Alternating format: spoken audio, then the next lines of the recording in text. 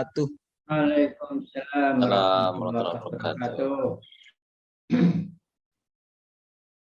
Alhamdulillah, alhamdulillahirabbil alamin. Alhamdulillahillazi anzala sakinatan fi qulubil mu'minin liyazdadu imanan ma'a imanihim. Asyhadu an la ilaha illallah wahdahu la syarikalah wa asyhadu anna Muhammadan abduhu wa rasuluhu la nabiyya ba'dah. Allahumma shalli ala sayidina Muhammad wa ala alihi sayidina Muhammad. Yang sama-sama kita hormati dan kita muliakan Al-Mukarram Al-Ustadz Kiai Haji Ustadz Zuhad Masduki selaku pentausiah kita pada hari ini, yang sama-sama kita hormati dan kita muliakan Ayahanda Lutfi Lubihanto selaku Ketua Pembina Yayasan Muslim Jambi, yang kami hormati dan kami muliakan Bunda Rinjani Lasmawati selaku Ketua Yayasan Muslim Jambi, dan juga yang kami hormati alhamdulillah telah hadir di tengah-tengah kita semua Bapak Effendi, ya, yaitu Effendi selaku Dirat Dikdasmen YPI Al-Azhar Pusat, alhamdulillah. Dan juga di tengah kita telah hadir Ibunda Kurniati, ya, pengawas TK Al-Azhar Pusat. Baik Bapak Ibu sekalian, juga tidak lupa yang kami hormati para hadirin baik dari Jamiah TK SD Islam Al-Azhar 57 Jambi, para wali murid TK SD Islam Al-Azhar 57 Jambi, serta seluruh jajaran staf, karyawan, guru-guru Sekolah Islam Al-Azhar 57 Jambi. Alhamdulillah, segala puji syukur atas limpahan nikmat dan karunia Allah hingga pada hari ini kita dapat bersilaturahmi, ya, meski secara online atau virtual. Semoga tidak mengurangi khidmatnya kegiatan kita pada hari ini. Insya Allah kehadiran kita di majelis yang mulia ini mendatangkan kebaikan serta rahmat Allah pada kita semua. Amin Allahumma amin. Selanjutnya, selawat serta salam semoga tetap tercurahkan, terlimpahkan kepada junjungan kita, Nabi yang agung, yaitu Nabi Muhammad SAW. Semoga kita semua kelak mendapatkan syafaat yaumil qiyamah. Amin Allahumma amin. Baik Bapak Ibu sekalian, majelis kajian online Sekolah Islam Al-Azhar 57 Jambi yang kami muliakan dan kami hormati. Di sini kami mohon izin untuk memandu jalannya acara dan kegiatan kita pada hari ini. Untuk keberkahan kegiatan kita pada hari ini, mari sama-sama kita awali dengan membaca basmalah. Bismillahirrahmanirrahim. Selanjutnya Bapak Ibu sekalian, yaitu kajian Islam Sekolah Islam Al-Azhar 57 Jambi dengan tema halal bihalal, yang mana temanya membangun interaksi sosial yang harmonis, yang pada kesempatan kali ini akan disampaikan oleh Al-Mukarram Al-Ustadz Zuhad Masduki. Kepada Ustadz kami persilahkan. Terima kasih Pak Akbar. Assalamualaikum warahmatullahi wabarakatuh. Alhamdulillah wassalatu wassalamu ala Rasulillah. Waalaikumsalam warahmatullahi wabarakatuh. Muhammadin khairi abdillah wa ala alihi wa ashabihi wa man tabi'ahum bi ihsanin ila yaumil qiyamah. Yang kita hormati Bapak Lutfi Lubihanto, fasilitator kegiatan Islami virtual Sekolah Islam 57 Jambi. Yang kita hormati Bapak Evan Effendi yang mewakili Direktur Dikdasmen YPI Al-Azhar Pusat. Alhamdulillah beliau hadir bersama kita hari ini. Jadi ini kajian yang spesial karena beliau hadiri setelah kajian kita ini berusia setahun lebih. Juga yang kita hormati Ibu Indah Kurnia, pengawas TK juga dari Dirat Dikdasmen YPI Pusat. Yang saya hormati para guru Sekolah Islam Al-Azhar 57 Jambi dan juga kepala TK dan kepala SD dan semua staf Sekolah Islam Al-Azhar 57 Jambi. Alhamdulillah siang ini kita bisa bertemu lagi dalam keadaan sehat walafiat dalam rangka untuk melanjutkan kajian Islami virtual Sekolah Islam 57 Jambi. Ini karena momentumnya kita bulan Syawal, kajiannya tentang halal bihalal dengan tema menjalin interaksi sosial yang harmonis. Para hadirin yang saya hormati, dalam kajian-kajian para ulama dijelaskan bahwa bulan Syawal itu secara bahasa artinya bulan peningkatan. Artinya meningkatnya kualitas kegiatan-kegiatan kita. Meningkatnya semangat kita di dalam beraktivitas. Setelah kita kembali kepada fitrah kesucian kita. Dan kembalinya fitrah kesucian kita itu melewati puasa Ramadan selama 1 bulan penuh. Dan dalam kajian-kajian di bulan Ramadan kemarin, sudah kita sampaikan bahwa puasa Ramadan itu adalah dalam rangka untuk meneladani Allah di dalam sifat-sifatnya yang 99 itu. Dan itu kita jalani selama 1 bulan penuh.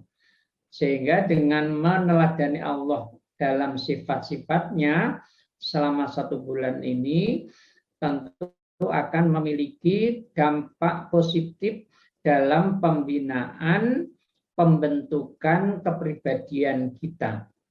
Maka wajar kalau setelah kita masuk bulan Syawal ini kemudian ada peningkatan dari kita semua dari berbagai aspek. Karena yang kita teladani jumlahnya 99 itu tadi. Sebagai contoh, Allah itu punya sifat Al-Khaliq, artinya Maha Pencipta. Ini kalau mau kita, dan Allah itu selalu dalam kesibukan, tidak pernah libur. Kula yaumin huwa fi sya'nin. Kalau ini mau kita teladani, maka caranya adalah kita mengembangkan seluruh potensi yang kita miliki, yang dianugerahkan oleh Allah kepada kita. Daya-daya yang dianugerahkan oleh Allah kepada kita. Ada daya akal, ada daya kolbu, ada daya hidup, ada daya fisik. Yang kalau ini semua kita kembangkan, maka kita akan menjadi manusia yang kreatif dan manusia yang dinamis. Sehingga di dalam mengelola pendidikan ini juga kita akan menjadi orang-orang, person-person yang kreatif dan dinamis di dalam mengembangkan pendidikan Islam di Sekolah Islam Al-Azhar 57 Jambi. Nah, jadi filosofinya seperti itu.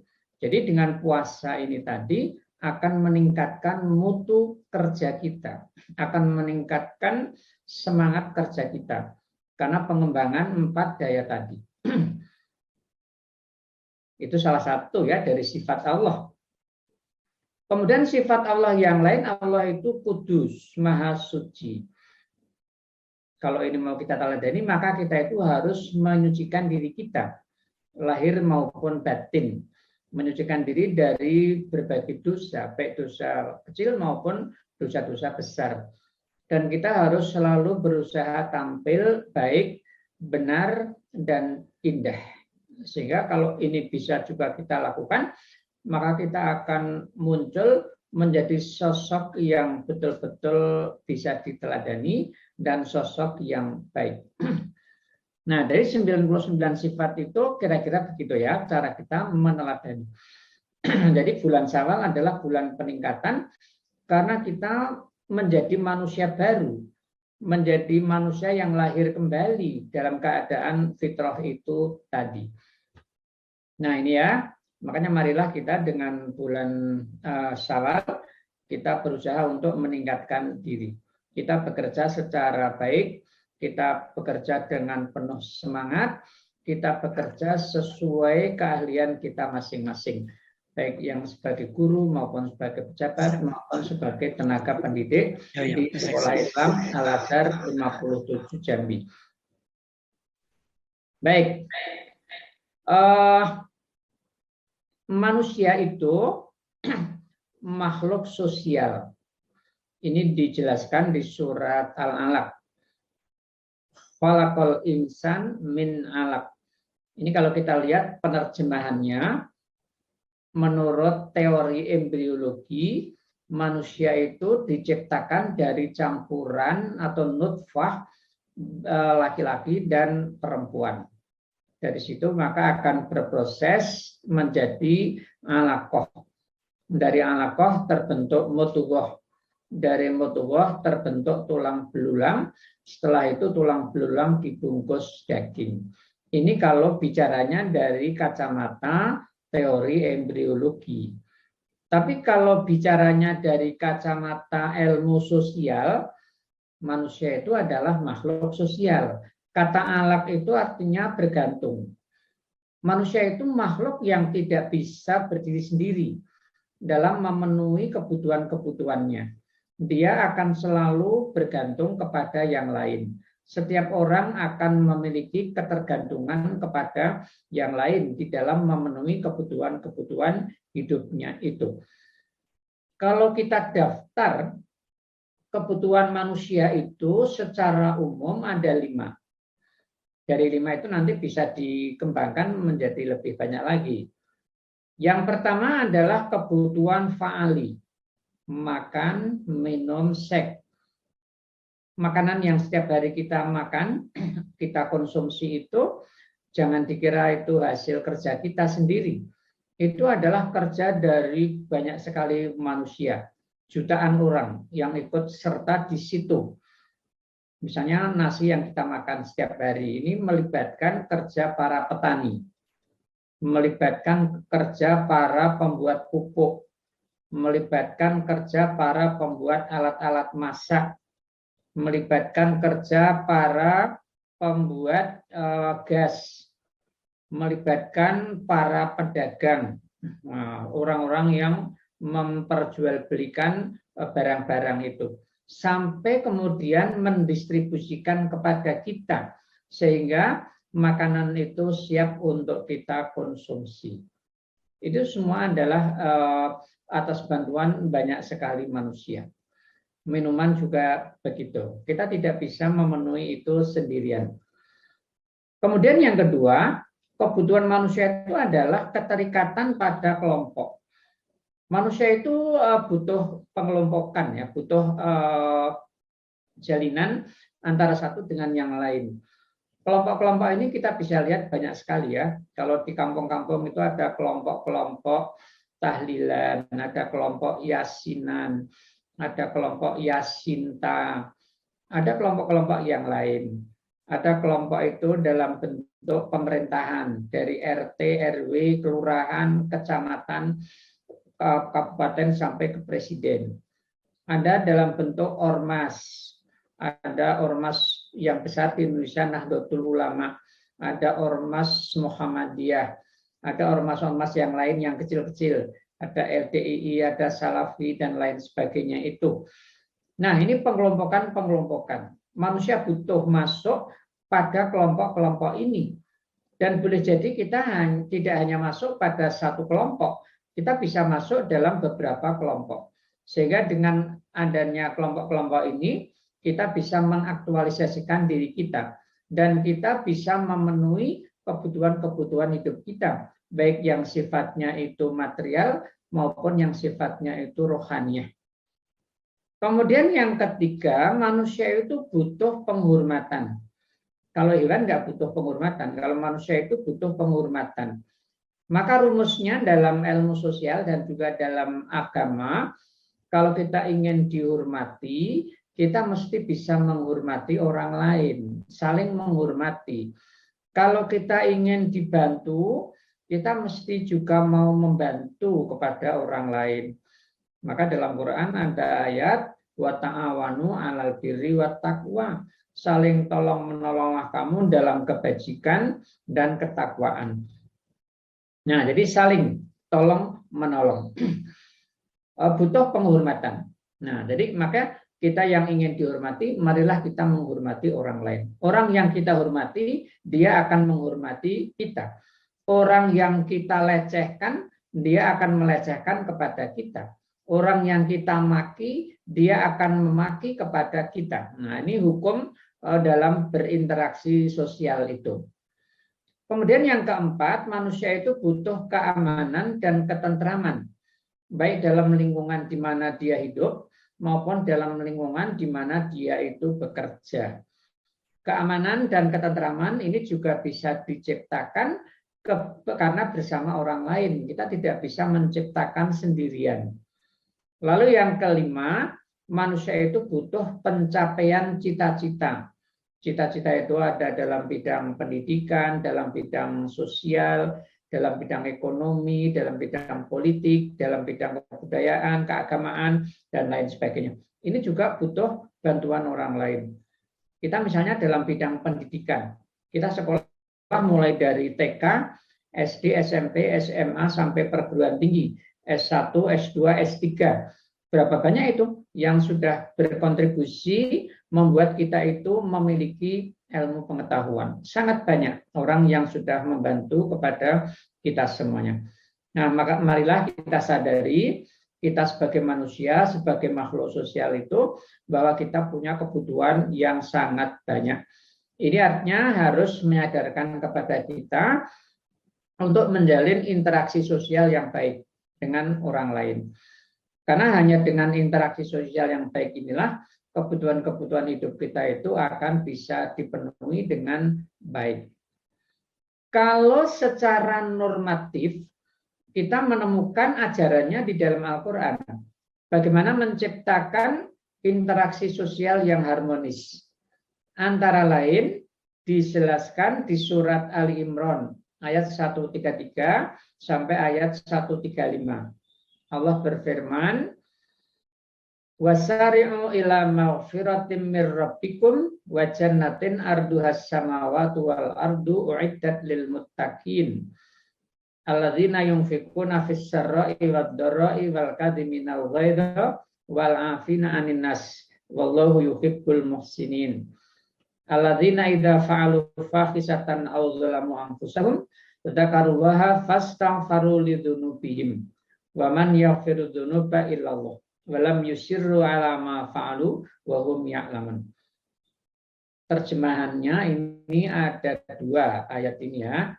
Terjemahan yang biasa kita dengar itu, bersegeralah kamu untuk memperoleh pengampunan dari Tuhanmu dan surga yang luasnya seluas langit dan bumi disediakan bagi orang-orang yang bertakwa. Tetapi kalau kita perhatikan indikator yang ada pada ayat lanjutannya, muncul terjemahan yang kedua. Dan ini relevan dengan kajian kita hari ini. Jadi yang kedua ini bukan surga yang di akhirat itu, tapi maksudnya adalah kehidupan surgawi. Bersegeralah kamu untuk memperoleh pengampunan dari Tuhanmu dan kehidupan surgawi. Kehidupan surgawi itu kehidupan sekarang di dunia, tetapi situasinya itu seperti kehidupan di surga. Nah, itu yang dimaksud. Ini bisa kita usahakan dan bisa kita ciptakan bersama-sama. Nah, gitu. Kalau kita melihat di dalam Al-Quran, deskripsi tentang kehidupan surgawi itu ada di beberapa ayat. Antara lain satu ada di surat Toha ayat 118, 119. Allah menjelaskan kehidupan surgawi itu seperti apa. Innalaka alla tajua fiha wa la ta'ra wa annaka la tadma'u fiha wa la tatha. Dalam kehidupan surgawi itu kamu tidak akan kehausan. Kamu juga tidak akan telanjang bulat. Kamu tidak akan kepanasan. Nah, jadi kesimpulannya menurut surat Toha ayat 118-119 itu, dalam kehidupan surgawi itu terpenuhi kebutuhan-kebutuhan manusia, kebutuhan-kebutuhan pokok manusia. Pertama adalah kebutuhan pangan, yang kedua adalah kebutuhan sandang, yang ketiga adalah kebutuhan papan. Atau dalam bahasa kita sekarang ini namanya basic need. Kebutuhan di luar tiga ini adalah kebutuhan sekunder, sifatnya pelengkap saja. Yang paling dasar yang dibutuhkan oleh manusia adalah tiga ini saja. Sandang, pangan, dan papan. Kalau orang tidak terpenuhi tiga kebutuhan ini, orang akan sulit dan akan sengsara di dalam kehidupannya. Lalu yang kedua, kita ketemu di surat Waqiah ayat 25 tentang situasi kehidupan surgawi. Nah, interaksi sosialnya seperti apa? Dijelaskan di sini, la yasma'una fiha lagwan wala ta'thima illa qilan salaman salama. Di dalam kehidupan surgawi itu tidak terdengar kata-kata yang muspro, kata-kata yang tidak berguna, dan kata-kata yang mengandung dosa. Ucapan yang keluar di antara penghuni-penghuni surga adalah salam, salam, damai, damai, kedamaian, kedamaian. Ini artinya apa? Kalau manusia itu interaksi sosialnya baik, interaksi sosialnya harmonis, maka ungkapan-ungkapan yang keluar di antara mereka adalah ungkapan-ungkapan yang baik, ungkapan-ungkapan yang penuh persaudaraan, ungkapan-ungkapan yang menyenangkan. Tetapi kalau interaksi sosial itu tidak baik, interaksi sosialnya buruk, maka ungkapan yang keluar dari anggota-anggota masyarakat adalah ungkapan yang penuh kebencian, caci makian, hate speech, dan lain sebagainya. Nah, ini kita bisa ciptakan ini kehidupan yang seperti ini kalau kita mau. Nah, gitu ya. Jadi kalau kita mau, bisa ini kita ciptakan. Jadi inti dari kehidupan surgawi itu adalah terpenuhinya kebutuhan dasar manusia. Yang kedua, terpenuhinya kebutuhan rohaniah manusia. Jadi lahir batin semua terpenuhi di situ. Ini bisa kita ciptakan dengan kita kerjasama dengan orang lain. Kerjasama satu dengan yang lain itu tadi. Nah, maka marilah kita ciptakan kehidupan yang baik di antara kita. Wajannatin arduhas samawati wal ard. Luasnya kehidupan surgawi itu seluas langit dan bumi. Kalau kita menerjemahkannya kehidupan surgawi, maka yang dimaksud dengan luas di sini bukan luas dalam arti ukuran panjang lebarnya, berapa kilometernya, nah gitu. Tetapi yang dimaksud adalah pintu-pintu masuknya itu banyak.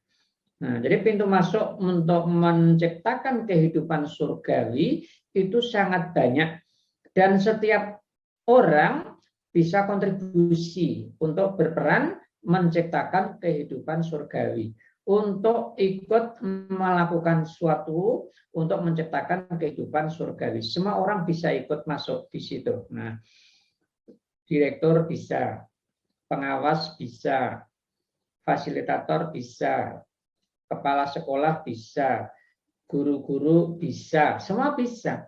Presiden bisa, menteri-menteri bisa. Nah, kemudian para rektor bisa, para mahasiswa bisa, para dosen bisa. Semua kita bisa ikut. Nah, gitu ya. Semua ikut kontribusi untuk menciptakan kehidupan surgawi. Karena pintunya sangat banyak. Apapun profesi yang dimiliki oleh manusia, dengan profesinya itu dia bisa ikut serta menciptakan kehidupan surgawi. guru mengajar dengan baik, tidak bolos. Nah, gitu. Kepala sekolah juga melaksanakan tugasnya dengan baik, mengontrol kegiatan-kegiatan di sekolahnya. Dia tidak pergi meninggalkan sekolahnya. Nah, gitu. Semua bisa ikut kontribusi di situ. Pedagang juga bisa ikut kontribusi menciptakan kehidupan surgawi. Dia tidak memanipulasi, dia tidak melakukan tindakan curang. Nah, sehingga apa yang dijual itu betul-betul memenuhi hukum-hukum yang ditetapkan oleh Allah Subhanahu wa taala. Nah, pejabat juga begitu, melaksanakan tugasnya sesuai tupoksinya. Dia tidak melakukan tindakan pengkhianatan terhadap kepercayaan yang diberikan rakyat kepada dirinya. Nah, menciptakan kehidupan surgawi. Nah, jadi kalau semua itu bekerja dengan baik, bekerja secara benar, dan bekerja secara jujur, maka masing-masing orang telah berkontribusi untuk menciptakan kehidupan surgawi. Nah, jadi semua orang bisa masuk di situ. Nah, luasnya seluas langit dan bumi, artinya pintu masuknya sangat banyak. Semua orang bisa terlibat di dalamnya. Nah, jadi jangan kita bayangkan ini luasnya itu lalu seperti apa. Nah, gitu. Nah, oleh karena itu marilah kita berkontribusi masuk ke situ. Nah, kita berperan serta untuk ikut menciptakan kehidupan surgawi ini. Dan kehidupan surgawi itu disediakan bagi orang-orang yang bertakwa. Orang bertakwa itu artinya orang yang mampu menghindari siksa duniawi dan orang yang mampu menghindari siksa ukhrawi. Siksa duniawi itu terjadi kalau manusia melanggar hukum sebab akibat. Jadi kalau orang melanggar hukum sebab akibat, maka dia kena siksa duniawi. Boleh jadi yang kena bukan hanya dirinya sendiri, tapi juga masyarakat yang ada di sekitarnya. Nah, itu yang dimaksud. Hukum sebab akibat, ini kalau kita langgar, kita kena siksa. Kalau ulama-ulama itu memberi contoh begini. Orang diberi potensi akal oleh Allah, tapi tidak dia kembangkan. Dia tidak mau sekolah, maka dia bodoh. Bodoh itu siksa bagi yang bersangkutan. Setelah dia bodoh, dia kena siksa lanjutannya. Dia sulit cari pekerjaan. Nah, kena siksa kedua. Siksa kedua akan bawa kepada siksa ketiga. Karena dia sulit cari pekerjaan, maka dia sulit memenuhi kebutuhan-kebutuhan hidupnya. Dia hidup miskin karena tidak punya pekerjaan, tidak punya penghasilan. Dia akan kena siksa berikutnya lagi. Dia sulit cari pasangan hidup karena nggak ada orang yang mau dijadikan sebagai pendamping karena dia nggak punya penghasilan, nggak bisa menghidupi keluarga. Nah, terus dia akan kena siksa yang beruntun. Nah, sebab menimbulkan akibat, akibat menimbulkan sebab baru menimbulkan akibat baru. Terus berputar seperti itu. Nah, gitu ya. Ini. Kalau dalam bidang dalam kelembagaan misalnya, orang memilih pimpinan tetapi yang tidak kredibel, maka dampaknya nanti pimpinan yang tidak kredibel, tidak mampu ini, nggak cakap, dia nggak bisa mengelola pendidikan itu, lembaganya dengan baik, maka lembaganya akan mengalami kemunduran. Karena mengalami kemunduran, murid-muridnya jadi turun. Nah, karena muridnya turun, maka pendapatan lembaga ini juga jadi turun, sehingga dia tidak bisa menggaji guru-guru dan karyawan-karyawan yang ada di situ. Akhirnya lembaga itu kemudian bangkrut dan tutup. Ini siksa dunia dari kesalahan mengangkat pimpinan yang tidak cakap. Nah, gitu. Itu berlaku untuk semua level negara, level lembaga-lembaga pendidikan, apa saja. Nah, seperti itu. Ini siksa dunia. Maka orang bertakwa itu artinya orang yang bisa menghindari siksa duniawi dan siksa ukhrawi. Kalau siksa ukhrawi itu terjadi karena manusia melanggar syariat agama. Orang tidak iman itu dosa. Tetapi dosanya itu siksanya didapat nanti setelah dia kembali kepada Allah Subhanahu wa taala. Jadi orang kafir itu tidak langsung disiksa di dunia. Kita lihat banyak orang kafir ya, orang yang tidak beriman itu tetap kaya toh, karena dia tahu hukum dunia. Tetap saja dia hidup sehat karena dia bisa menjaga kesehatan dengan baik. Nah, jadi kekafiran tidak berdampak langsung dalam kehidupan dunia dalam bentuk penderitaan hidup sepanjang dia mengikuti hukum-hukum dunia itu. Nah, kehidupan surgawi ini disiapkan bagi orang-orang yang bertakwa. Kita baca lanjutan ayatnya. Takwa yang dimaksud indikator-indikatornya semua berhubungan dengan kehidupan duniawi. Pertama adalah alladzina yunfikuna fis-sarra'i wad-dharra. Orang-orang yang mau berinfak dalam situasi lapang maupun dalam situasi sulit. Infak, memberi sesuatu. Apa yang diberikan? Ayat ini tidak menjelaskan apa yang diberikan. Ini ada rumus kalau Allah itu menggunakan kata kerja transitif dan objeknya itu tidak disebut, maka objeknya menjadi luas. Nah, sehingga memberi ini tidak harus materi. Bisa yang sifatnya materi, bisa juga yang sifatnya itu non materi. Bisa yang diberikan itu harta, bisa yang diberikan itu ilmu, bisa yang diberikan itu pemikiran-pemikiran yang konstruktif, bisa yang diberikan itu tenaga, bisa tanggung jawab, nah segala macam. Bisa keahlian ditularkan kepada orang lain, sehingga orang lain menjadi punya keterampilan. Dan dengan keterampilan itu dia bisa mendapatkan lapangan pekerjaan, sehingga bisa hidup layak. Ini nilainya lebih besar dibanding orang memberi sejumlah uang dalam jumlah tertentu. Nah, itu infak. Jadi tidak hanya berupa materi. Kita kalau membaca surat Al-Lail ayat 5 sampai 10 juga ada penggunaan kata kerja yang mirip. Rumus mendapatkan kemudahan. Itu pertama adalah a'to. Fa'amma man a'to wattaqa wasaddaqa bil husna fasan yassiruhu lil yusra. A'to. A'to ini juga tidak diberi objek. Memberi apa? Nah, sehingga yang diberikan ya apa saja yang bisa diberikan kepada orang lain. Bisa materi, bisa juga non-materi. Nah, jadi untuk menciptakan kehidupan surgawi ini, indikator pertamanya adalah kemauan untuk berbagi. Orang punya kepedulian kepada orang lain. Orang punya kepedulian sosial kepada orang lain. Nah, ini kalau kita bisa lakukan, akan menciptakan hubungan yang harmonis antara manusia. Ada orang kaya hidup di tengah-tengah orang miskin, kalau dia dermawan dan suka memberi kepada tetangganya, maka interaksinya akan baik dengan para tetangga yang miskin-miskin itu. Tetapi kalau dia pelit dan tidak pernah mau berbagi, dia pasti dimusuhi oleh para tetangga yang ada di lingkungannya itu tadi. Nah, gitu ya. Ada kepala sekolah tapi pelit. Nah, dia mesti dimusuhi oleh bawahan-bawahnya ini. Ada pimpinan politik, dia juga pelit. Bukan hanya pelit harta, pelit segala macam. Dia pasti akan dimusuhi oleh anggota-anggotanya itu. Nah, jadi itu rumus ya, orang mau berbagi, suka menolong. Nah, ini juga membantu kepada orang lain. Satu. Lalu yang kedua, wal kadhiminal ghaidh. Menahan amarah. Kenapa menciptakan kehidupan yang harmonis kok, interaksi sosial yang harmonis ini kok menahan amarah? Ini jawabannya ada di dalam Al-Quran. Karena Allah itu menciptakan manusia itu beragam, tidak seragam. Nah, jadi beragam.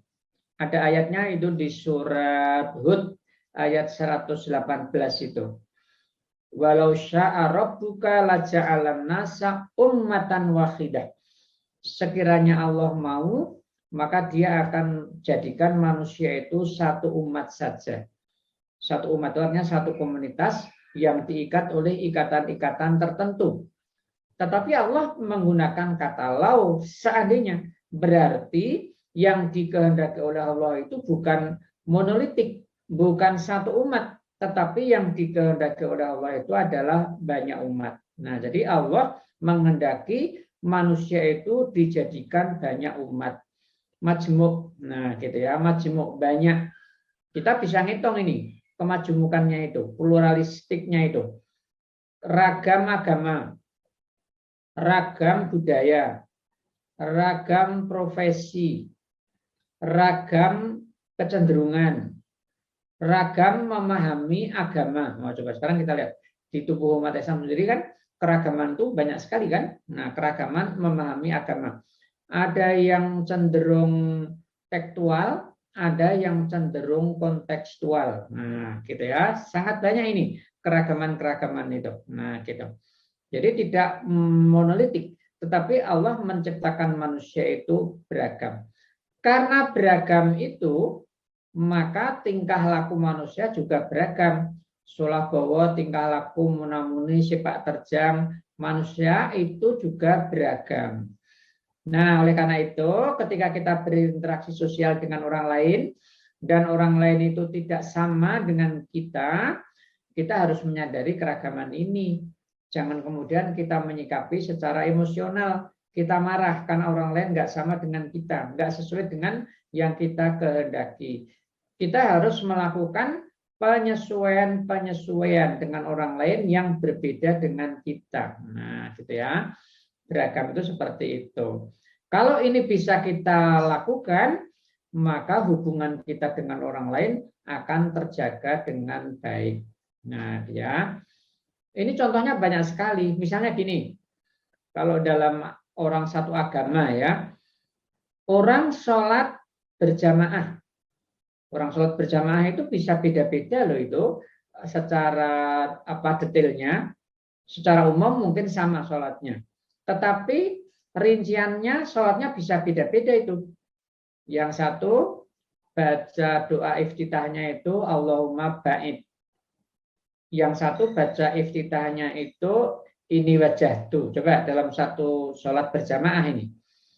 Yang satu baca sujud itu subhana rabbiyal a'la. Baca rukuknya subhana rabbiyal azim. Yang satu membacanya subhanakallahumma wa bihamdika Allahumma firli. Nah, coba beda-beda kan? Nanti tahiyatnya juga ada lafal-lafal tertentu yang berbeda. Yang satu at-tahiyatul mubarakatus sholawatut thayyibatu lillah. Yang satu at-tahiyatul lillah washolawat wat thayyibat. Nah, jadi dalam satu sholat berjamaah beda-beda itu rincian dari bacaan-bacaan yang dilakukan oleh anggota jamaah itu kan. Nah, tidak apa-apa ini. Malah indah ini kan. Orang berbeda tetapi berjamaah. Nah, jadi orang berbeda-beda rincian amaliyahnya, tetapi mereka tetap berjamaah. Indah sekali kalau bisa begitu. Nah, itu yang dimaksud. Ini sama dengan kita beli makanan ya. Kita beli kuliner itu. Kita beli soto misalnya. Dalam soto itu kan bumbunya macam-macam.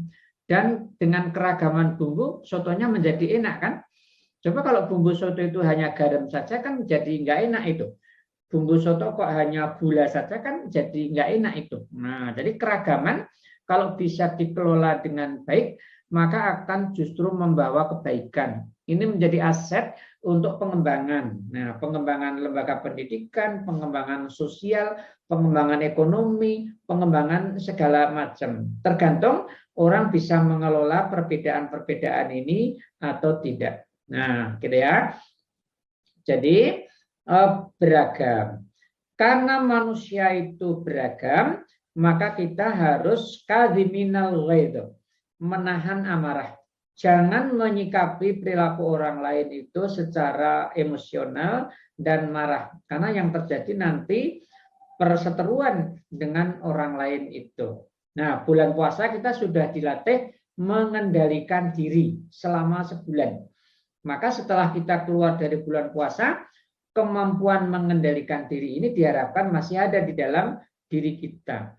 Lawang kita mengendalikan diri dari makan, minum, seks saja bisa, apalagi hanya mengendalikan diri dari sikap dan perilaku orang lain yang tidak sama dengan kita. Lebih mudah itu seharusnya. Nah, jadi masing-masing orang harus menyadari ini. Lalu yang ketiga, rumus menciptakan harmoni dalam kehidupan adalah walafin aninas, memberi maaf kepada orang lain. Jadi kalau orang lain bersalah kepada kita, maka Allah mendorong kita itu memaafkan kesalahan-kesalahan orang itu.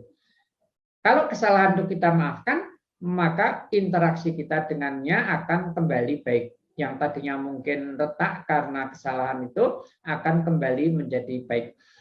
Tetapi memang syarat orang untuk bisa memaafkan itu, orang harus lapang dada. Nah, lapang dada. Seperti Rasulullah itu ya, lapang sekali dadanya. Sehingga walaupun dia itu disiksa, dibully, dicaci maki oleh orang-orang Mekah selama berapa itu 13 tahun ya periode Mekah, lalu diagresi setelah periode Madinah. Ketika beliau menaklukkan Mekah, semua orang diampuni oleh Nabi, tidak ada yang dihukum karena apa yang mereka lakukan dulu sebelum mereka dikalahkan. Tidak ada yang ditawan, harta bendanya tidak ada yang diambil. Rasul kemudian melakukan rekonsiliasi nasional, sehingga kemudian Mekah Madinah itu jadi satu, bersatu mereka, dan akidahnya sekarang sudah menjadi sama. Nah, gitu ya, rekonsiliasi nasional. Nah, jadi walafina aninas. Apalagi kalau kesalahan itu hanya kesalahan-kesalahan kecil, harusnya dimaafkan. Tetapi kita memang harus punya kelapangan dada. Ini yang sering tidak dimiliki oleh banyak orang. Sehingga ada orang yang rumusnya itu tidak ada maaf bagimu. Nah, ini kan melebihi Tuhan ini. Wong Allah itu Maha Pemaaf, orang salah kalau dia bertobat dimaafkan. Lalu kok tergelincir lagi, bertobat lagi dimaafkan oleh Allah Subhanahu wa taala. Manusia malah melawan Tuhan, tidak ada maaf bagimu. Nah, ini tidak boleh. Lalu yang keempat, wallahu yuhibbul muhsinin. Ini artinya orang mau memberi bantuan kepada orang lain yang pernah bersalah kepada dirinya. Ini level yang paling berat. Tetapi kalau orang bisa melakukan, ini tentu merupakan satu tindakan yang sangat agung, merupakan akhlak yang sangat terpuji. Ada cerita, Abu Bakar, sahabat Nabi itu, dulu membantu saudaranya, namanya Mistah. Lalu Mistah ini melakukan kesalahan besar kepada Abu Bakar. Dia ini menyebarluaskan berita bohong tentang Aisyah putrinya yang waktu itu menjadi istri Rasulullah Shallallahu Alaihi Wasallam. Berita bohong tentang isu perselingkuhan. Nah, lalu Abu Bakar bersumpah untuk menghentikan bantuannya kepada Mistah. Karena itu lalu turun ayat menegur Abu Bakar. Orang-orang yang punya kemampuan tidak layak untuk bersumpah menghentikan bantuan kepada orang-orang yang butuh. Maka dengan teguran ini Abu Bakar kemudian membatalkan sumpahnya. Lalu dia melanjutkan bantuannya kepada Mistah ini tadi. Nah, ini Abu Bakar. Nah, jadi sudah bersumpah tapi dibatalkan sendiri oleh Abu Bakar itu. Nah, maka kita juga kalau bisa melakukan ini akan sangat agung dan akan sangat terhormat sekali. Jadi menahan amarah itu sudah berat, memberi maaf itu levelnya lebih berat lagi, memberi bantuan kepada orang yang pernah bersalah itu levelnya lebih berat lagi. Tapi inilah akhlak terpuji yang diajarkan oleh Islam dalam rangka untuk menjalin hubungan harmonis antar sesama manusia.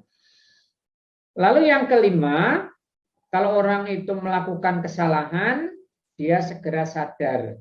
Lalu dia segera meminta ampun kepada Allah, bertobat kepada Allah. Dan dia tidak mengulangi lagi perbuatannya itu setelah dia sadar bahwa perbuatan itu adalah perbuatan yang tidak baik. Nah, ini ya tuntunan yang ada di surat Ali Imran ayat 133 sampai 135. Jadi 5 indikator ini semuanya adalah indikator kehidupan duniawi. Bukan kehidupan di akhirat ini ya, ini kehidupan di dunia. Berinfak, kemudian menahan amarah, kemudian memberi maaf, kemudian memberi bantuan kepada orang yang pernah bersalah, kemudian cepat sadar ketika orang melakukan kesalahan, sehingga dia akan terselamatkan dalam kehidupannya di dalam masyarakat itu. Inilah indikator-indikator kehidupan duniawi. Cara menciptakan interaksi sosial yang harmonis antar manusia. Kalau kita mau lihat tuntunan ayat yang lain, maka kita bisa lihat tuntunannya di surat Al-Hujurat. Ini kita lihat di Quran, surat Al-Hujurat ayat 9 sampai ayat 13. Nah, mari kita lihat. Dan kita usahakan untuk kita implementasikan di dalam kehidupan kita. Nah, ini ayat bicara tentang menciptakan hubungan yang baik. Ayat 9 mengatakan, wa in ta'ifatani minal mu'minina iqtatalu fa aslihu bainahuma. Fa in baghat ihdahuma 'alal ukhra faqatilul lati tabghi hatta tafi'a ila amrillah. Fa in fa'at fa aslihu bainahuma bil adli wa aqsitu. Innallaha yuhibbul muqsitin. Kalau ada dua kelompok orang mukmin yang berseteru, berperang, maka damaikanlah antara keduanya. Kalau salah satu di antara keduanya melampaui batas terhadap yang lain, maka perangilah yang melampaui batas atau berilah teguran yang keras sampai dia kembali kepada tuntunan Allah. Kalau dia sudah kembali kepada tuntunan Allah, maka damaikanlah antara keduanya secara adil dan secara al-qistu. Al-qistu itu memberi lebih banyak daripada yang seharusnya diberikan. Allah suka kepada orang-orang yang berbuat adil. Nah, jadi perintah untuk mendamaikan antar orang-orang yang bertikai di antara orang-orang Islam. Ini bertikai ini dalam bidang apa saja? Bisa dalam masalah politik, bisa dalam masalah ekonomi, bisa dalam masalah sosial, bisa dalam masalah budaya, dan lain sebagainya. Lalu ayat 10-nya, innamal mu'minuna ikhwatun fa aslihu baina akhawaikum wattaqullaha la'alakum turhamun. Sesungguhnya orang-orang mukmin itu bersaudara. Oleh karena itu, damaikanlah antara dua saudaramu kalau mereka bertikai. Bertakwalah kepada Allah agar kamu dirahmati. Lalu ayat 11 dan selanjutnya, ini tuntunan teknis. Nah, tuntunan teknisnya gimana? Untuk menciptakan persaudaraan yang Islami itu. Satu, jangan merendahkan kepada orang lain. Lalu yang kedua, tidak boleh mencela diri sendiri atau saling mencela. Lalu tidak boleh saling menggunakan julukan-julukan yang buruk kepada orang lain, memberi atribut-atribut yang buruk kepada orang lain. Kemudian larangan suudon, kecuali ada indikator. Kemudian larangan mencari-cari kesalahan. Lalu larangan melakukan ghibah. Nah, lalu ayat 13-nya menegaskan orang-orang sesungguhnya manusia itu diciptakan oleh Allah itu dari laki-laki dan perempuan. Dan dijadikan oleh Allah bersuku-suku dan berbangsa-bangsa agar mereka saling mengenal. Sesungguhnya yang paling mulia di sisi Allah itu adalah yang paling takwa. Nah, jadi keragaman manusia itu adalah desain Allah. Dan Allah mendesain manusia beragam itu supaya saling mengenal. Kalau orang saling mengenal, maka akan tercipta ikatan sosial yang baik. Orang kalau tidak saling mengenal, nggak bisa kerjasama. Dan nggak bisa melakukan kegiatan-kegiatan yang besar secara bersama-sama. Nah, itu tuntunan ayatnya. Dari ayat 9 sampai ayat 13 ini, kita bisa simpulkan sebagai berikut. Satu, semua orang yang beriman adalah saudara, satu dengan lainnya. Yang kedua, namun kaum muslimin itu tidaklah semuanya sama dalam segala hal. Adanya perbedaan mungkin saja menimbulkan pertikaian yang harus selalu diusahakan perdamaiannya.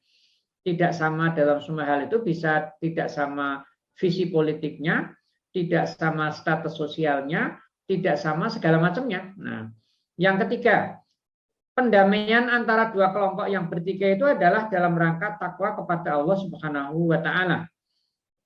Menghindari siksa duniawi dan siksa ukhrawi. Yang keempat, dan dengan takwa itu Allah akan menganugerahkan rahmat-Nya yang mendasari jiwa persaudaraan. Nanti kalau kita bisa menciptakan ketakwaan dengan mendamaikan antara orang-orang yang bertikai itu, maka Allah akan mencurahkan rahmat-Nya kepada kita. Kalau tidak, maka rahmat-Nya tidak akan turun kepada kita.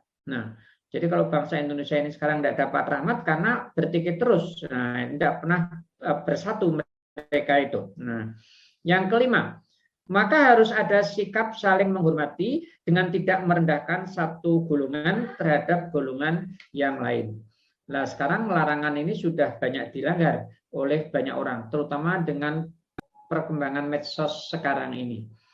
Yang keenam, setiap golongan harus cukup rendah hati untuk mengakui kemungkinan diri mereka salah dan golongan lain itu benar. Nah, ini juga sikap yang agung yang harus ada pada diri kita. Apalagi kalau guru ya, guru itu harus menyadari dia punya potensi salah. Tetapi kalau salah, dia harus ada kesediaan menarik kembali hal yang salah itu, dikoreksi. Nah, karena itu masukan dari orang lain atau karena kesadarannya sendiri. Nah, ini sikap yang baik. Orang yang tidak merasa bersalah itu kan politisi. Walaupun salah tapi tetap dianggap benar. Nah, gitu ya. Kalau guru tidak. Guru, dosen itu tidak. Kalau salah dia menyadari kesalahannya lalu mengoreksi sendiri. Tapi kalau politisi coba lihat. Partainya salah tetap dibela toh. Nah, gitu. Salah benar pokoknya dibela. Yaitu sikap yang tidak bagus. Yang bagus sikap guru. Salah minta maaf. Lalu kesalahannya dikoreksi. Nah, baik. Yang kedelapan. Juga dilarang memberi nama ejekan satu sama lain. Apalagi jika ejekan itu ejekan yang merupakan kejahatan. Tidak boleh. Nah, sekarang ini banyak ini. Orang diberi label-label yang buruk. Nah, gitu. Yang kesembilan. Yang tidak mengikuti itu semua adalah orang dolim. Nah, dolim pada dirinya dan juga dolim kepada yang lain. 10. Kaum beriman harus menjauhkan banyak prasangka karena itu bisa jahat prasangka. Kecuali kalau ada indikator, oleh orang boleh berprasangka. Kalau tidak ada indikator, orang tidak boleh berprasangka buruk kepada orang lain. Yang ke-11 juga dilarang saling mencari kesalahan. Sebenarnya orangnya nggak salah, tapi dicari-cari kesalahannya, diada-adakan. Yang ke-12, dilarang pula melakukan pengumpatan, ghibah. Nah, ghibah itu kejahatan berganda. Yang ke-13, melakukan ghibah itu adalah bagikan memakan daging mayat saudaranya sendiri. Apa orang mau makan daging mayat saudaranya? Kan nggak mau. Nah, berarti ini ghibah ini kejahatan ganda. Suatu kejahatan di atas kejahatan. 14, sekali lagi kita kaum muslimin disuruh untuk selalu bertakwa kepada Allah, yaitu menyadari akan adanya pengawasan Allah yang selalu hadir dimanapun kita berada. Sehingga tidak sepatutnya lah seorang yang beriman melakukan sesuatu yang tidak diperkenankan oleh Allah Subhanahu wa taala. Ini bulan puasa kita juga dilatih menyadari kehadiran Allah di dalam kehidupan kita, sehingga akan membimbing kita kepada akhlakul karimah. 15. Takwa kepada Allah menghasilkan bimbingan ke arah budi pekerti yang luhur itu. Maka Allah akan mengampuni kita dan memberi rahmat-Nya kepada kita semua. 16. Lebih lanjut, kita diingatkan bahwa seluruh umat manusia pun diciptakan Allah berbeda-beda. Karena dijadikan olehnya berbangsa-bangsa dan bersuku-suku. Laki perempuan bersuku-suku berbangsa-bangsa. Tetapi tujuannya adalah untuk ta'aruf, saling mengenal. Orang kalau mau saling mengenal akan tercipta hubungan yang baik antara mereka. Karena tidak mau saling mengenal, orang lalu bermusuhan satu sama lain. Nah, gitu ya. Contoh yang gampang gini. Orang sholat yang satu pakai doa kunut, yang satu tidak. Kalau tidak mau saling mengenal kan saling menyalahkan. Yang doa kunut nyalahkan yang tidak kunut. Nah, yang kunut nyalahkan yang tidak kunut, yang tidak kunut nyalahkan yang kunut. Karena saling menyalahkan ya terjadi pertikaian antara keduanya. Kalau dipahami dalilnya, didialogkan, orang akan ada toleransi di situ. Nah, sehingga tidak akan terjadi pertikaian, ta'aruf. Nah, jadi saling mengenal. maka kita perlu sekali ya mengenali orang lain. Apa saja yang dikenali, pribadinya maupun ilmunya ataupun hal-hal yang lain itu. Nah, inilah tuntunan teknis dan praktis yang diberikan oleh Allah kepada kita. Surat Al-Hujurat mulai dari ayat 10 sampai ayat 13. Ini semua dalam rangka untuk memantapkan ukhuwah Islamiyah dan menciptakan interaksi sosial yang harmonis di antara kita. Baik, saya kira cukup banyak yang sudah saya sampaikan. Silakan Pak Akbar, mungkin masih ada yang mau diklarifikasi. Baik, Masya Allah, Tabarakallah. Terima kasih banyak Pak Ustadz atas ilmunya yang telah disampaikan kepada kami semua. Selanjutnya, kepada Bapak Ibu sekalian, hadirin jamaah kajian Sekolah Islam Azhar Bengkulu Jambi, apabila ada yang ingin ditanyakan, boleh mengaktifkan mikrofonnya atau memberi kode raise hand dan juga bisa mengetikkan pertanyaannya di kolom chat. Baik, terima kasih.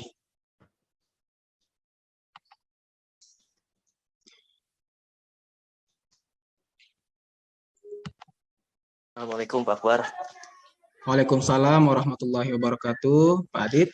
Assalamualaikum Pak Akbar. Terima kasih atas waktu dan kesempatan. Sebelumnya minal izin wal faizin untuk Pak Ustadz Zuhad dan para hadirin sekalian yang hadir di kajian kali ini. Tentunya ada bapak-bapak pejabat dari YPI yang mengikuti kajian, ada Pak Fendi sama Ibu pengawas Ibu Indah. Selamat bergabung di kajian Bu Indah.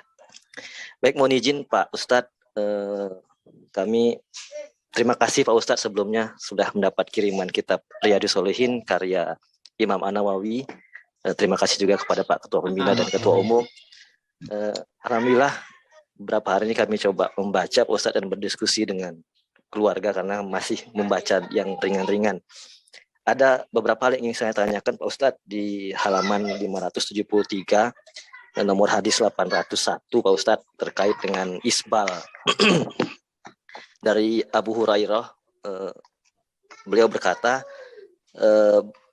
pada saat tak kala ada seorang yang sedang sholat dan sarungnya yang isbal, maka Rasulullah SAW bersabda kepadanya, pergi dan berwudulah. Dia lalu pergi wudu, kemudian kembali. Maka Rasulullah bersabda, pergi dan berwudulah. Maka seorang bertanya kepada Rasulullah, wahai Rasulullah, mengapa engkau memerintahkannya berwudu, kemudian engkau diam terhadapnya? Beliau menjawab, sesungguhnya dia tadi sholat dengan sarung yang isbal, dan sungguh Allah tidak menerima sholat orang yang berpakaian isbal. Mohon penjelasan terkait dengan hadis ini, Pak Ustadz. Apakah dengan kondisi isbal yang kami ketahui di bawah mata kaki kita tidak boleh atau tidak sah sembahyangnya Pak Ustadz? Itu yang pertama. Yang kedua, di hadis bab larangan Pak Ustadz, ini terkait dengan era globalisasi sekarang Pak Ustadz, dengan model-model banyak hal terkait dengan menyemir rambut. Di nomor hadis 1645 dari Jabir, beliau berkata bahwasanya panjang dari sementara rambut dan jenggotnya putih seperti tumbuh sahmah, lalu Rasulullah bersabda, ubahlah warna uban dalam kurung putih ini dan hindarilah menggunakan warna hitam. Nah, apakah untuk warna selain hitam boleh Pak Ustadz untuk seorang mukmin menyemir rambut? Yang kedua, terkait dengan larangan koza Pak Ustadz. Yang dimaksud dengan koza itu seperti apa? Karena banyak sekarang model-model potongan rambut Pak Ustadz. Yang dimaksud dengan koza dalam hadis tersebut seperti apa? Dan yang terakhir tentang menyambung rambut dan mentato Pak Ustadz. Apakah memotong bulu alis dan mentatonya itu termasuk dalam larangan yang dimaksud dalam hadis ini Pak Ustadz? Terima kasih Pak Ustadz. Wabillahi taufiq wa hidayah. Wassalamualaikum warahmatullahi wabarakatuh. Waalaikumsalam. Waalaikumsalam warahmatullahi wabarakatuh.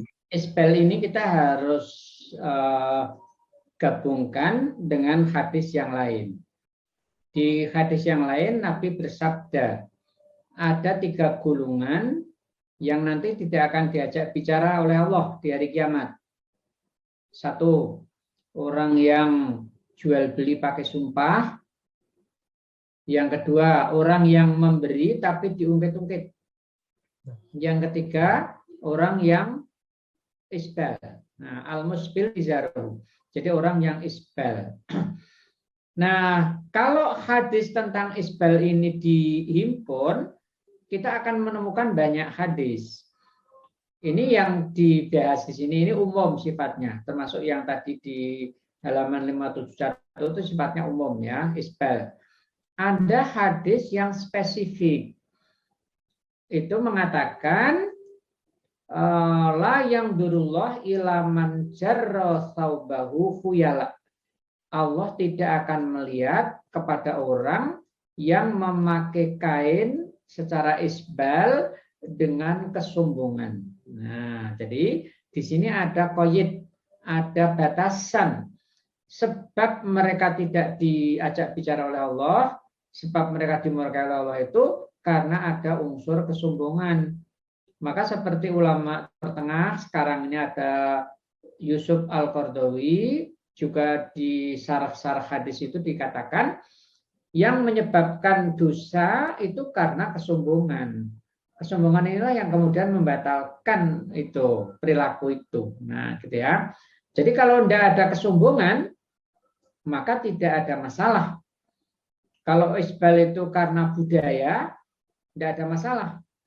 Jadi kalau budaya itu kan gonta-ganti ya. Dulu orang pakai celana itu kan sempit. Lalu pada masa berikutnya lebar di bawah itu dan sampai agak ke bawah. Lalu nyempit lagi. Nah, gitu kan? Jadi berubah-ubah, selera itu berubah-ubah. Kalau ini semata-mata karena budaya, maka itu tidak apa-apa. Tetapi kalau di situ ada unsur kesombongan, inilah yang tidak diperbolehkan. Nah, boleh jadi orang ini ada unsur kesombongannya itu. Nah, maka oleh Nabi kemudian diperintahkan untuk berwudu lagi toh. Nah, gitu. Ini dalam rangka untuk mengikis sifat-sifat sombong orang yang bersangkutan. Nah, ya isbal. Itu ada bahasan khusus di kitabnya Qardawi dan juga dalam syarah-syarah hadis. Jadi hadisnya dihimpun. Ini nanti judulnya menjadi begini. Pemahaman hadis yang baik dan benar adalah menghimpun hadis-hadis yang masuk dalam tema yang sama. Jadi kalau dalam tema itu banyak hadis, kita tidak boleh nyomot satu, lalu dipahami secara berdiri sendiri. Itu semua hadisnya harus dihimpun, lalu pahami secara komprehensif. Mungkin ada yang sifatnya umum, ada yang khusus. Nah, kalau begitu, yang umum dibawa kepada yang khusus seperti itu, seperti masalah isbal ini. Gitu ya, Mas Aditya, itu ya hadis tentang isbal. Lalu yang kedua, semir rambut. Semir rambut ini hadisnya salah satunya tentang bapaknya Abu Bakar. Bapaknya Abu Bakar itu namanya Abu Kuhafah. Umurnya sudah tua, 90-an tahun. Waktu Fathu Mekah ya. Jadi waktu Fathu Mekah itu umurnya sudah 90 tahun dan belum Islam. Setelah Nabi mengalahkan Mekah, Abu Kuhafah ini lari ke gunung. Maka Nabi kemudian bilang sama Abu Bakar, aku akan menjemput ayahmu, akan menemui ayahmu untuk di puncak gunung. Nah, Abu Bakar bilang, jangan wahai Nabi, ayahku akan aku bawa ke sini, akan aku bawa ke hadapanmu. Gitu. Maka Abu Bakar kemudian menjemput ayahnya. Lah, setelah sampai di depan Nabi, dilihat oleh Nabi, Abu Kuhafah itu rambutnya udah putih semua, jenggotnya juga sudah putih semua. Nah, gitu ya. Sudah kayak kapas gitu. Maka ibaratnya tadi burung apa itu? Kayak kapas itu. Maka Nabi lalu berkata begini, wahai Abu Bakar, semirlah rambut bapakmu dengan semir yang berwarna katem. Jangan kamu semir dengan warna hitam. Nah, gitu ya, tagnya begitu. Semirlah rambut bapakmu dengan warna katem. Katam itu campuran antara apa ya, hitam dan warna cerah, sehingga hitamnya tidak kelam. Nah, warna cerah seperti kekuning-kuningan, kecoklat-coklatan. Nah, gitu ya, kecoklat-coklatan. Warna katam. Kamu jangan semir pakai warna hitam. Ini penjelasan hadisnya begini. Abu Quhafa ini kan orang udah tua. Kalau dia disemir dengan warna hitam, seperti rambutnya Mas Adit, itu kan udah nggak cocok ini dengan umurnya itu. Masa orang 90 tahun rambutnya seperti rambut anak 30 tahun, kan nggak cocok. Semir itu kan hiasan, berhias ya. Orang berhias itu menyesuaikan umur. Ini umur berapa? Nah gitu ya. Nenek-nenek sudah 90 tahun masuk make up-nya seperti penyanyi yang umurnya baru 20 tahun. Kan nggak pantas kan? Mesti menyesuaikan toh. Nah, gitu yang dimaksud. Nah, maka menyemir itu kondisional. Lihat orangnya itu. Kalau sekarang ada pemuda umur 30 tahun, rambutnya ubanan semua. Nah, itu yang pantas ya semirnya hitam. Wong dia baru 30 tahun kan. Nah, gitu bukan warna katem itu. Nah, gitu yang dimaksud. Jadi semir itu bagian dari berhias. Nah, berhias itu menyesuaikan dengan orang yang mau dihias. Nah, gitu yang dimaksud. Nah, gitu ya. Jadi sesuaikan hiasannya dengan umur yang bersangkutan. Orang Indonesia nyemir rambutnya dengan warna rambutnya orang Eropa. Pantas nggak ini kira-kira? Nah kan nggak pantas orang Indonesia itu warna rambutnya nggak kayak gitu sebenarnya kan ditertawakan oleh orang-orang kan. Nah gitu. Jadi orang harus tampil wajar. Berhias pun harus ada kewajaran di situ. Nah gitu ya. Jadi semir kondisional. Tidak ada harga mati, tidak boleh hitam. Nah, jadi warnanya menyesuaikan dengan umurnya. Siapa yang mau disemir. Nah, gitu ya. Kayak saya, umurnya udah 65 tahun. Rambut saya sudah banyak yang putih.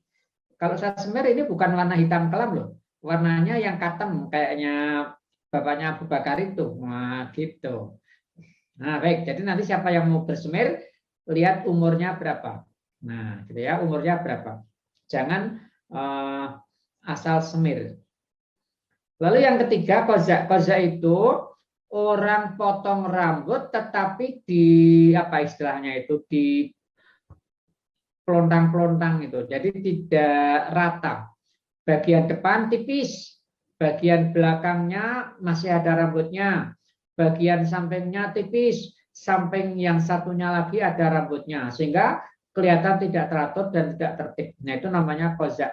Sekarang kan banyak tuh orang potong rambut kayak gitu itu. Nah, rambutnya dibikin seperti jalan tol, yang pinggir itu sampai tipis, lalu bagian tengahnya tidak. Nah, lalu bagian sampingnya lagi tipis lagi. Nah, seperti itu. Nah, kalau pemain sepak bola lain lagi itu karena memang cari perhatian. Nah, gitu ya. Jadi kecuali ini jadi seniman itu lain lagi ya. Nah, kalau seniman memang tampilan itu yang ingin ditampilkan dan mengundang orang tertawa. Tapi kalau orang-orang yang beragama yang baik, kan tampilan itu kewajaran. Nah, bukan yang seperti itu. Nah, itu kozak ya. Jadi potong rambut seperti itu namanya kozak. Nah, jadi istilah Jawa itu dipelontang-pelontang, dipelentas-pelentas. Nah, gitu. Ini orang tidak sehat kalau kayak gitu itu. Jadi kesannya ini orang ini nggak sehat. Logikanya nggak lurus ini orang kayak gini ini. Perilakunya nggak benar ini orang kayak gini ini.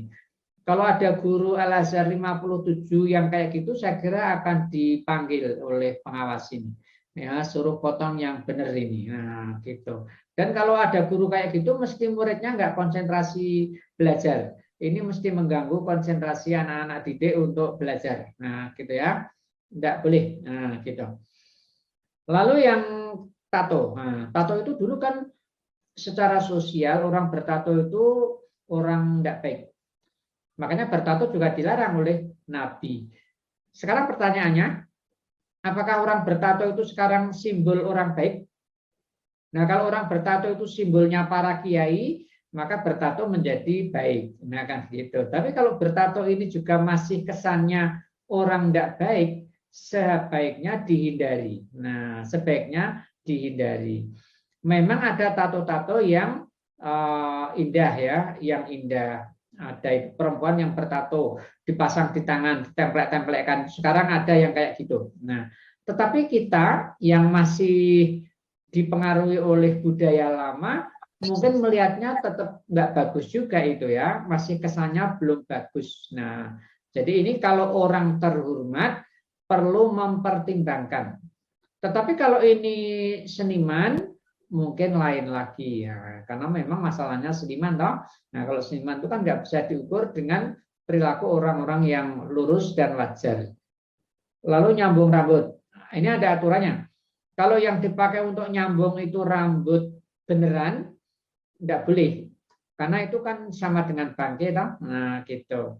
Tapi kalau yang dipakai untuk nyambung itu benang, tidak apa-apa itu boleh. Nah, rambutnya kurang panjang sedikit, sehingga ketika digelung itu kurang pas, nah, kurang serasi. Nah, boleh itu disambung sedikit, pakai sambungan yang bukan rambut beneran. Nah, gitu ya. Hukumnya begitu, itu di dalam kitab sudah ada penjelasannya.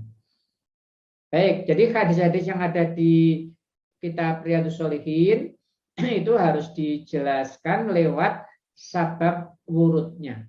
Sabab wurud itu ada yang sifatnya setting sosial pada masa itu, ada yang sifatnya itu peristiwa-peristiwa khusus yang terjadi. Memang itu tidak semua hadis ada penjelasannya. Maka Mas Adit kalau mau lihat makna hadisnya harus beli kitab syarahnya. Namanya Dalilul Falihin. Ya, kitab syarahnya itu namanya Dalilul Falihin. Itu yang tulisannya kecil-kecil, satu jilid itu besar sekali. 2 kali tebalnya kitab Riyadhus Shalihin yang dibagi-bagi itu. Nah, ada terjemahannya, silakan dibaca. Kalau guru perlu baca ini syaratnya ini ya, supaya mengerti maksud yang sebenarnya. Kalau saya punya syaratnya itu saya dapat dari Qatar. Waktu saya ke Qatar itu diberi ada satu set jumlahnya itu 8 jilid. Cuman ini tidak diperdagangkan, jadi tidak ada di toko. Ini karena hadiah dari Raja Kuwait. Ya, gitu ya. Saya beruntung karena dapat itu. Baik, saya kira itu Mas Adit. Siap. Alhamdulillah. Terima kasih Ustadz atas semua penjelasannya. Jazakallah khairan. Saya kembalikan ke Pak Akbar.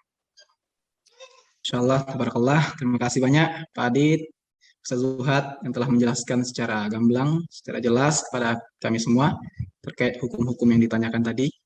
Nah, luar biasa juga ini partisipasi dari Bapak Ibu. Banyak yang bertanya ya, tapi nanti mohon maaf Bapak Ibu jika sekiranya di akhir nanti ada beberapa pertanyaan yang mungkin belum bisa disampaikan karena mengingat waktu ya, yang mana sebentar lagi kita masuki waktu asar. Dan insya Allah nanti bisa ditanyakan pada pertemuan atau kajian berikutnya insya Allah. Baik, Bapak Ibu sekalian, kami buka satu pertanyaan lagi. Kesempatan ini kami berikan kepada Bapak Budi Andiono. Kepada Bapak kami persilahkan. Assalamualaikum Pak Ustadz. Waalaikumsalam. Ya, itu barat untuk semua. Jadi pertanyaan saya seperti ini Pak Ustadz. Jadi menanggapi tadi apa yang Pak Ustadz katakan mengenai kemajemukan dan keberagaman. Sementara kan ketiru mencari ilmu. Kedengeran nggak suara saya? Oke. Nah, kita harus mencari ilmu berguru kemana saja, gitu, selama itu baik. Nah, cuma pertanyaan saya adalah, dikarenakan saya kemarin baru membaca sebuah artikel yang mengatakan bahwa saat ini bahwa paham radikalisme itu sudah bertransformasi. Radikalisme yang bukan berarti terorisme ya. Radikalisme tapi menuju kepada intoleran. Itu sudah bertransformasi ke dalam bentuk yang sangat cantik dan sudah masuk ke sendi-sendi yang sudah naik kelas lah sekarang mereka.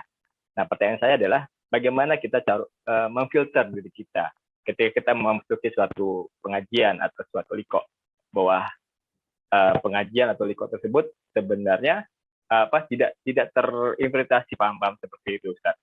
Karena kan tujuan kita untuk mengikuti pengajian adalah menjadi orang yang benar, gitu.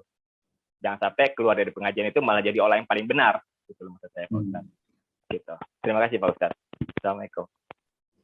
Ya, baik. Jadi kajian-kajian yang baik itu kajian-kajian yang punya referensi. Dan penyampaian kajian-kajian itu diikuti dialog. Nah, sehingga kita bisa mempertajam pemahaman tentang materi kajian. Jadi ada dialog, ada interaksi antara sang penceramah dan audiens. Nah, ini kajian yang baik. Ini bisa untuk mengontrol hal-hal yang mungkin berbau radikalisme tadi, nah, berbau intoleran tadi itu. Nah, gitu ya. Maka kita kalau sebagai mubaligh, kita harus siap materi yang banyak. Karena orang dialog itu dia harus kaya materi. Kalau dia materinya sempit, dia nggak berani secara moral untuk membuka ruang dialog dengan orang lain. Nah, jadi kita mesti siap untuk materi yang banyak. Jadi kalau yang mau disampaikan 1, persiapan kita 10. Nah, jadi lebih yang kita siapkan itu. Mungkin nggak akan kepake semua itu. Nah, gitu ya. Itu yang baik itu seperti itu. Kalau di situ ada perbedaan, maka harus dijelaskan perbedaan itu. Kenapa? Kok beda? Dari satu teks yang sama, kok lahir keragaman? Nah, kan harus dijelaskan itu ya. Kenapa? Yang A pendapatnya gini, kenapa? Yang B pendapatnya gini, kenapa? Nah, gitu. Mas Budi ini kalau mau baca buku yang seperti itu, salah satu buku yang terbaik itu adalah karya Ibnu Rus Al-Andalusi. Judulnya itu Bidayatul Mujtahid wa Nihayatul Muqtasid.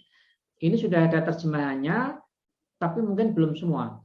Dulu yang menerjemahkan itu Pak Hanafi ya, dosen UIN Jogja, zaman saya kuliah dulu. Nah, itu perbandingan madhab. Jadi semua persoalan hukum dari toharoh sampai muamalah itu dijelaskan dalilnya mana, perbedaan pendapatnya seperti apa, sebab perbedaan pendapatnya itu karena apa, kemudian mana yang lebih benar. Nah, itu ada penjelasannya seperti itu.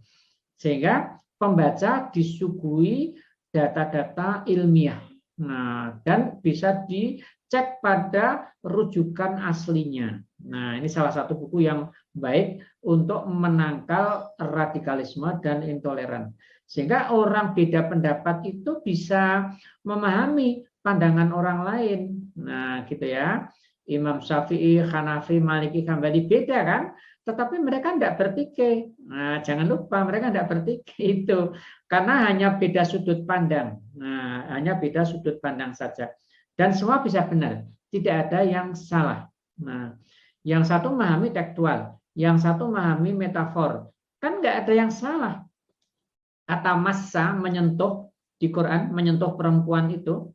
Imam Hanafi memahaminya bahasa metafor. Imam Syafi'i memahaminya bahasa hakiki. Sehingga yang satu memahami ya sentuhan biasa.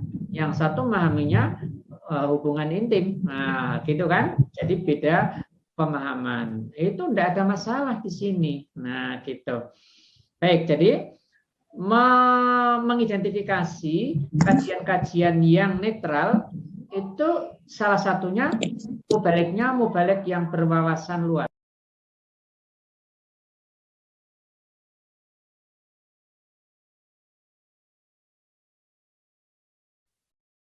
Mohon maaf Pak Ustadz, suaranya termute Pak Ustadz.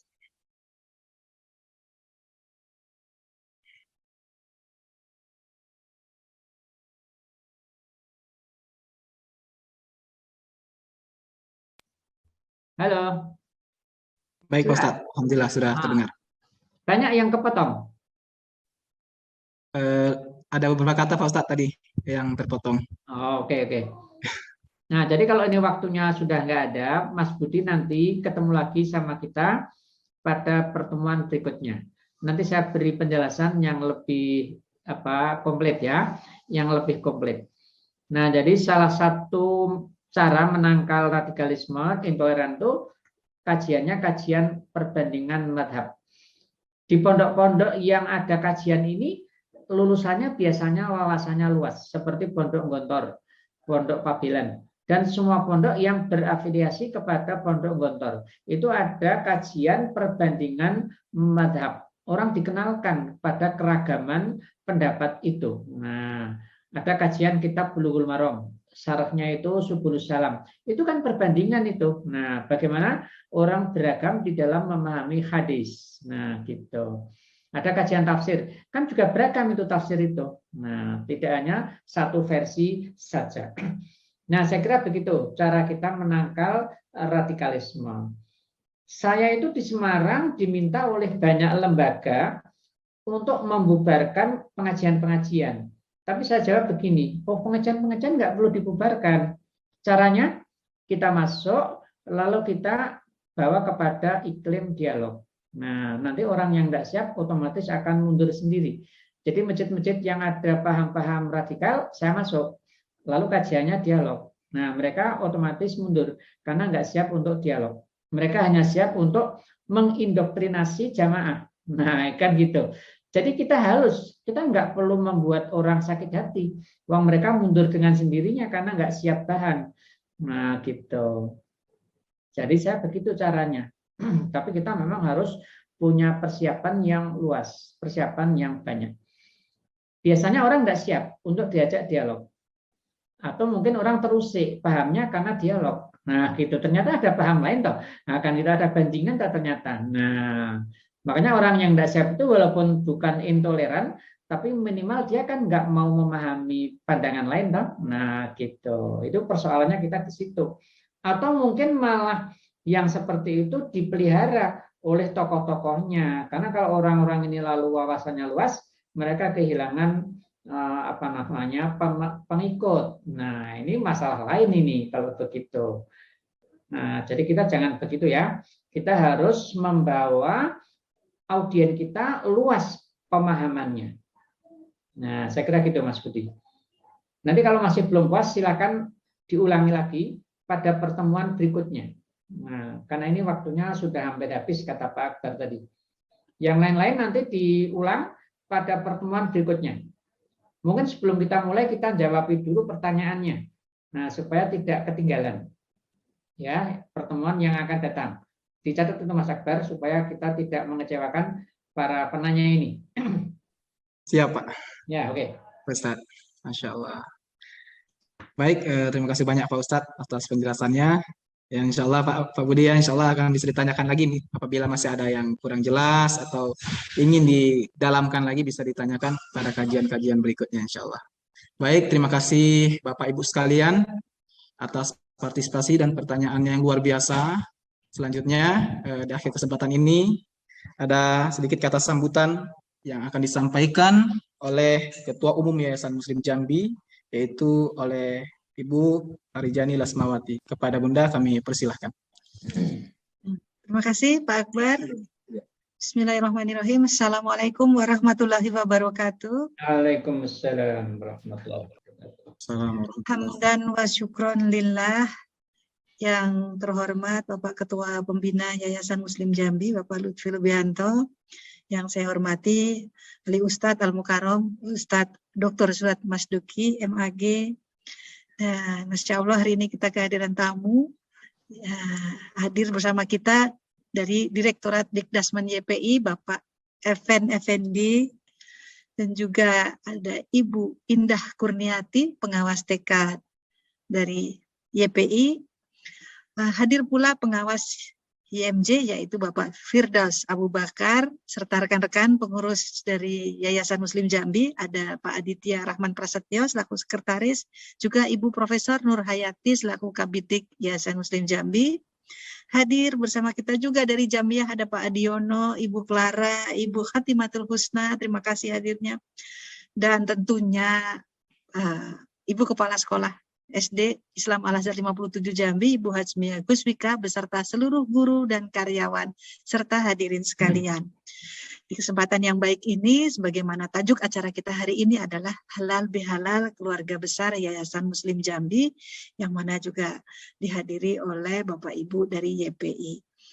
Saya selaku Ketua Pengurus Yayasan Muslim Jambi menghaturkan taqabbalallah minna wa minkum taqabbal ya karim minal aidin wal faizin. Mohon maaf lahir dan batin. Semoga di bulan Syawal ini menjadi awal yang baik bagi kita semua memperbaiki diri sebagai individu, insan individu yang semakin takwa kepada Allah Subhanahu wa taala semata, dan sebagai insan sosial sebagaimana tadi yang telah dijelaskan oleh Bapak Ustadz Zuhad dalam topik kajian kita kali ini. Dengan semangat ini, kami khususnya di pengurus Yayasan Muslim Jambi dan Sekolah Islam Al-Azhar 57 Jambi, mohon doa restu agar bisa istiqomah dalam mewujudkan visi menjadi lembaga dakwah dan pendidikan Islam terkemuka dan modern dalam mencerahkan dan mencerdaskan kehidupan bangsa, guna membentuk masyarakat Indonesia yang beriman, berilmu, beramal, dan bertakwa menuju izul Islam wal muslimin. Demikian, saya tidak berpanjang lebar. Terima kasih sekali atas segalanya. Untuk itu selanjutnya mohon dimaafkan apabila ada segala kekurangan. Saya akhiri dengan billahi taufik wal hidayah. Assalamualaikum warahmatullahi wabarakatuh. Saya kembalikan waktunya kepada Pak Akbar. Terima kasih. Waalaikumsalam warahmatullahi wabarakatuh. Terima kasih banyak Ibunda Ridwan Asmawati atas sepatah dua patah kata yang telah disampaikan. Baik Bapak Ibu sekalian, untuk mengembalikan momen kita hari ini, alangkah baiknya mungkin kita bisa foto bersama, ya Bapak Ibu, bisa memberikan senyum terbaiknya. Yang mana untuk foto bersama ini kami minta kepada Pak Tun ya, untuk memandu Pak Tun. Tafadhol Pak Tun. Kepada Bapak Ibu yang belum mengaktifkan videonya, mohon untuk mengaktifkan videonya agar kita dapat foto bersama.